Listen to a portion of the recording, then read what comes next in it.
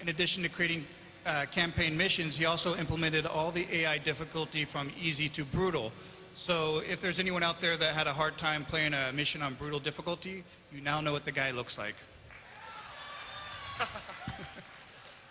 And next to Richard is Jason Huck. Jason Huck is a very talented level designer of ours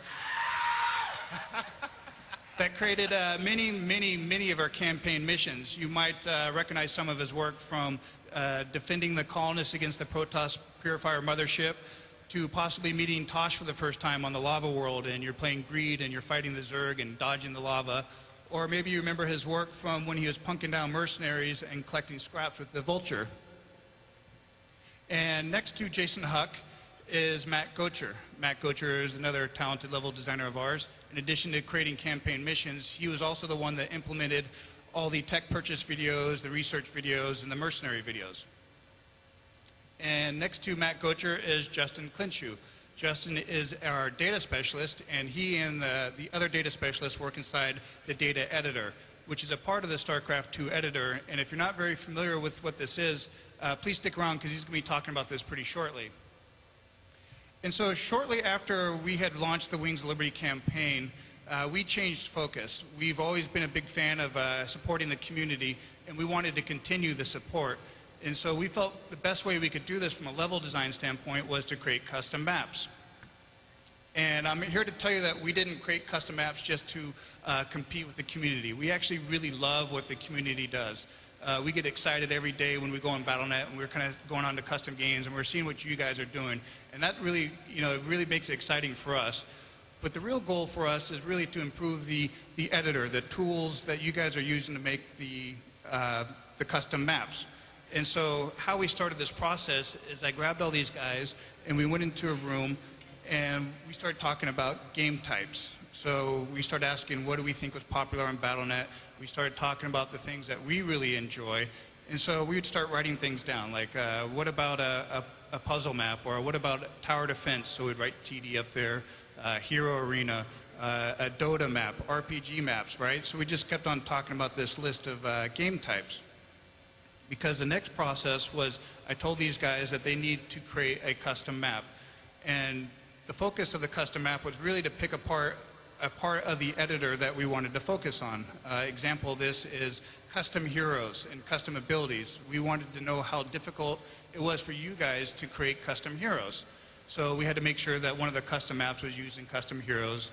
Another example was the inventory system. It's not something we got to use a whole lot during the Wings of Liberty campaign, so we wanted to take a closer look at this and make sure that one of the custom maps was using the inventory system.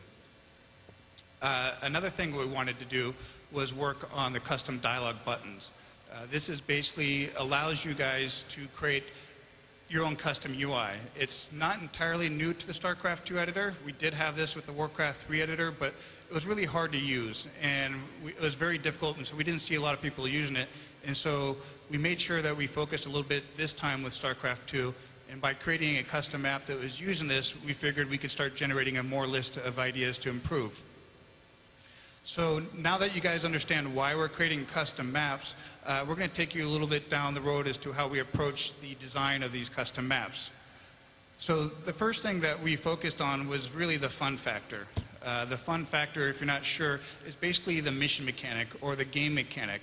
This is what drives the game. This is like the focal point of your map. This is really what the player expects to be doing when they play your map. And the reason why it's really important to find this fun factor quickly is you need to concentrate all your energy into this fun factor, right? Because as a creative map maker, I know you guys have a lot of cool ideas that you want to put into your map. And if you start trying to cram too many different game mechanics or fun factors into it, really what happens is you start diluting the fun. As something that we say here at work all the time, which is concentrated coolness. So if you could get your map up running quickly, not worry about all the polish or the tuning yet, just really find the fun factor and build your map around that. The next thing I want to talk about is easy to learn. Before you use a picture of a tutorial, because we spent a very long time creating a mission that taught a person that's never played an RTS before how to play just very basic, they're very simple, right? It's like selecting units, moving a unit, attacking a unit, building a unit. It's very simple stuff. But the point I'm trying to make here today is that you guys don't get to create a map to teach a person how to play another map, right? You have game experience about 35, 45 minutes, and you really have about 2 minutes to teach a person how to play your map. I don't know if you guys have ever jumped on to Battle.net and you've tried a custom map you've never played before, and you're kind of fumbling around for 3 minutes, 4 minutes or so. You've probably already lost this map, and you don't get the defeat screen until another 25 minutes later, and you're probably pretty frustrated at this point. Chances of you going back to play that map are going to start sliding. So as map makers, I know you guys really want to have people to come play your map over and over again, because that's what, that's the thrill. That's what we get out of making these maps. An example of easy to learn is a tower defense game type. It's very organically teaches a person how to play in a really easy way. If you're not sure of what a tower defense is, it's pretty simple. You start the map, and there's one unit. Usually you have an option to build 1 tower or 2 towers, and there's a countdown timer, and it's ticking down. So as a new user, you place 1 tower down, and all of a sudden the timer goes to 0, and a wave of units come running out, and this tower kills everything. So as a new user, you figure it out real quickly. I build towers, it kills units. When the timer hits 0, more units come out. So this is just something to think about when you guys are working on your maps, to really think about that first 2 minutes and how to slow down the information and slow down the gameplay so that the person has a lot of fun. Because if that happens, the chances of them coming back to play it are going to keep increasing. Another thing I want to talk about is feedback. Feedback is incredibly important for any development of any game or any mission. This is basically at the point where you think your map is done and you're kind of figuring, what do I do now, right? This is the point where I tell you that you need to go actively go online and start looking for feedback. Battle.net produces or allows you to publish maps for people out there to go ahead and start getting direct feedback. Another way to do this is to get online and start doing searches on the internet. If you start doing searches for Starcraft 2 custom maps, I guarantee you there's tons of websites out there with people just like you creating maps who are wanting to share their knowledge, right? Because as people start sharing their knowledge and giving this information to each other, that means the quality of these missions are going to start going up. So when you go onto Battle.net, the experience you're going to have there playing these maps are going to start getting better and better. So, this is the point where you really need to get feedback, and you really need to actually act upon that feedback. You need to sit there and make changes to your map based on the feedback. Don't just think your map is the greatest thing ever. I mean, these people are wanting to talk about your map, so really listen to what they have to say and make changes based on that, and I guarantee your map will start getting better and better. Now, I know I've kind of gone through this real quickly, and the reason is because I didn't want to steal the thunder from these guys. They spent a lot of time making these maps and a lot of hours, and they're very excited to show it today at Blizzcon. And they're really more excited if you guys come up after this discussion and start asking questions. So please make sure you guys hit these guys up, because they're really excited to talk about their maps. Without further ado, this is Richard. Hello, everyone. My name is Richard. For those of you who don't know, I used to be a Warcraft 3 modder under the handle of Missing Tooltip, and I used to make maps like Extreme Candy Wars and Skippy Tower Defense. Thanks, guys. I'm here today to talk about the design process I used to make my latest mod, Left to Die.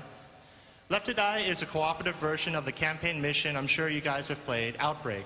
In Outbreak, the player had to defend against infested civilians, aka zombies, at nighttime, and then during the day, press out and destroy the infested structures.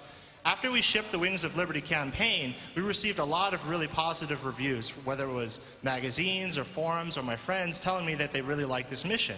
And they all had one thing to say in common. They love killing zombies. So, going off of what Matt said about focusing on the fun factor first, I decided to make special zombies. It's kind of obvious, but I drew a lot of inspiration from Valve's first-person shooter Left 4 Dead. In Left 4 Dead, the special zombies actually had a lot of personality quirks that led to really memorable gameplay moments. However, for design and legal reasons, I couldn't just copy-paste them into my map. I had to Starcraft their design. For instance, there's a fat zombie creature called a boomer in Left 4 Dead that would sneak up onto your character and explode, doing all sorts of really nasty stuff. That works really well in a first-person shooter, but not so much in a real-time strategy game where you have so many different units that can see all around them, and they automatically fire at anything that moves. So I had to change the design to make it my own. I repeated this process a couple times until I had my own little army of special zombies, and then I thought it would be really cool to reward the player for killing them. That's when I invented Zerg Biomass. Zerg Biomass, in a nutshell, is a resource that you collect and you unlock technology with. Now, I'd like to go over some of the design behind Zerg Biomass because I think it really sheds some light as to how we design things. You get Zerg Biomass when you destroy special zombies or when you destroy infested structures. That's really important because when you destroy special zombies, that happens pretty much automatically at nighttime. And when you destroy infested structures, that's when you press out during the day. That means that a new player who isn't quite sure how to play the game and to push out and destroy the infested structures, they'll always be guaranteed a small amount of Zerg Biomass to unlock technology. When they do unlock the technology, you actually unlock it for not only yourself, but your ally as well. This is important because you don't want people to feel like they're competing with one another. That would be bad. And finally, Zerg Biomass is a tradable resource. That's really good because it allows players to sort of communicate what their research goals are, and also they'll feel really smart when they pool their Zerg Biomass together in order to get the more expensive technology such as Reavers and Siege Tanks. Now, I have my own I've designed a new army of special zombies, and I've got a cool new third resource. You think that I could just slap it into Outbreak and add a second player slot, but that's not really the case. Real-time strategy games are very complicated games, so one thing that I wanted to do was simplify the gameplay and really think about designing for everyone. Ultimately, when I designed Left to Die, I wanted to make a game that my wife and I could play together. My wife is a very avid gamer, but she doesn't like real-time strategy games, but it doesn't mean she doesn't like to play games with me. So you can understand why this is an important topic for me. When you play Left to Die, you actually get an intro cinematic that explains why the player's there, what the player is doing, and it lets the story from the campaign sort of drive the action and motivate the player with what he's doing. The other thing that you'll notice when you play Left to Die is that there's 4 difficulty levels that you see from the campaign, whether it's casual, normal, hard, and brutal, so players can pick the experience that's appropriate for them. That about wraps it up for Left to Die, but I'd actually like to say one more thing for all of you aspiring modders out there because I used to be in your shoes. I would really focus on new player experience. I can't stress this enough. There's so many mods that I've played out there that are just too difficult to play, and a lot of people just don't have the same patience I do. They'll just quit your game, and they'll never give you another shot, because they're sooner going to blame you for bad gameplay decisions rather than think about, oh man, if only I had tried a little bit harder. You have a lot of tools to really teach new players how to play your game. Really go that extra mile, and whether it's loading screen tips, cinematics, dialogue tips, like hints, the choice is yours. Without further ado, that's it for Left to Die. I'd like to now turn it over to our resident Vulture pilot, Jason Huck, who will talk to you about Iron Chef. Oh, thanks. Yeah, so a little bit of trivia there in the Starcraft 2 universe. My evil twin brother is the Vulture pilot, which is the little hover bike that you use in the mission Cutthroat. So anyway, I'm actually here to talk to you about Iron Chef. So you're probably wondering, what is Iron Chef? I mean, really silly name. What exactly is this mod? So Iron Chef is a competitive game for 8 players. It's a collection game. You play as a Protoss zealot warrior chef skilled in the arts of cooking and killing, and you travel around Ire gathering ingredients. The game is played over 3 rounds. Each round is a theme ingredient, and you use these theme ingredients to make recipes that then score you points. At the end of the game, the person with the highest score is the winner. Pretty simple explanation for it. So really what I want to talk about next is the inspiration for Iron Chef, and that sort of came at the end of, as we were working on the Wings of Liberty campaign, I was looking through the editor, and I found a bunch of food objects that had sort of appeared in there, and I was like, oh, don't know what these are for, but I was sort of looking at them, and I was thinking, oh, it wouldn't be funny to make a mod with these using a zealot and have, I had this fantasy of him running around Ire, stabbing this food and impaling it on his side blades and running back to a kitchen area and making these really weird dishes similar to the things that are made on Iron Chef, the television show.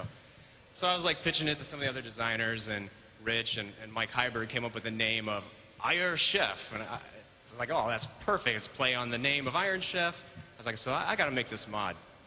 So it wasn't shortly before I had a playable version up, and I sent it out to the rest of the team, and I got some feedback on it. And I mean, there were lots of iterations that had gone on the map, and a lot of feedback that came back, and a couple of the things that we really worked on were, well, the first thing that we worked on was with the gameplay itself. At first, it was a very game where you just ran around and collected these ingredients and everything, but people really wanted to fight one another more. There wasn't